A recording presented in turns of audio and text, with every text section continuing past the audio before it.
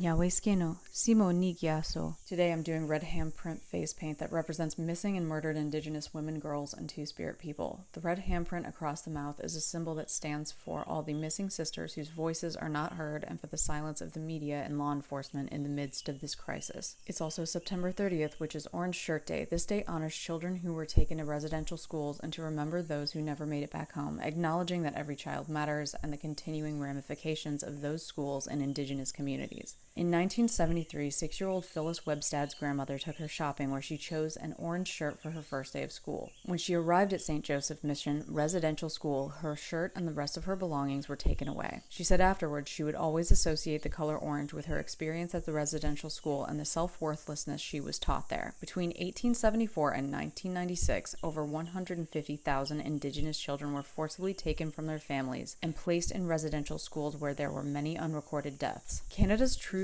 and Reconciliation Commission Chairman Murray St. Clair has stated that the number of deaths at these schools could be well beyond 10,000. These figures have only recently come to light due to historical cover-ups. So on September 30th, we wore orange to remember those children and acknowledge ongoing impacts of assimilation and cultural loss. Indigenous people are disproportionately affected by violence, disappearances, and systemic neglect, as is also represented by the MMIW handprint. Red paint is for blood and violence, and the placement over the mouth is to reflect silencing of the narrative. Jordan Marie Daniel is credited with making the symbol widespread as she wore a red handprint to run in the 2019 Boston Marathon. On January 27, 2025, Emily Pike, a 14-year-old San Carlos Apache teen, went missing in Mesa, Arizona. Her remains were discovered in garbage bags approximately 100 miles from where she was last seen. The cause of death was determined to be homicidal violence with blunt head trauma. But her story isn't unique. She's one of many who remain uncounted. Statistics show Indigenous women experience violence at much higher rates than the general population, with murder rates 10 times higher than the national average in the US and almost 6 times higher in Canada. This is the thing. Indigenous women, girls, and children are killed, abused, and disappear at these rates because it's allowed, because the stories aren't told, because the violence is ignored, because no one is held accountable. That silence is what makes it possible. It's like a petri dish of the worst of humanity, and it's the invisibility that creates and invites a space for that type of monstrosity to grow.